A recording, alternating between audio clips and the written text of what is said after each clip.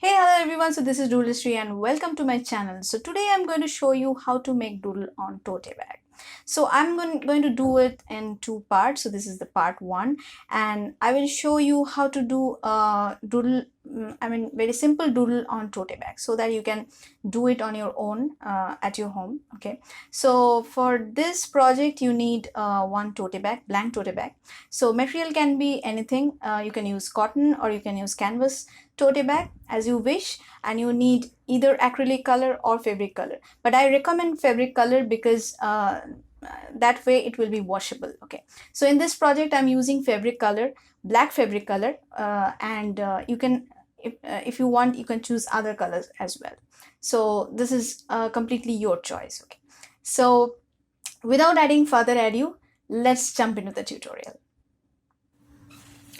Okay, so the thing is like today we are creating this particular design, recreating this particular design on this tote bag. So I have taken, as you can see, this is a cotton tote bag. Okay, so here is the handle. Okay, and this is the color is white. Okay, and you can use canvas cloth tote bag also if you wish. Okay, and here I have drawn a few things like basically I just wanted to create an underwater scene from here, like if you can see, these are ocean waves. Okay, and a few fish, few underwater plants, octopus and other things. Okay, so this is a very simple drawing, but if you want, you can do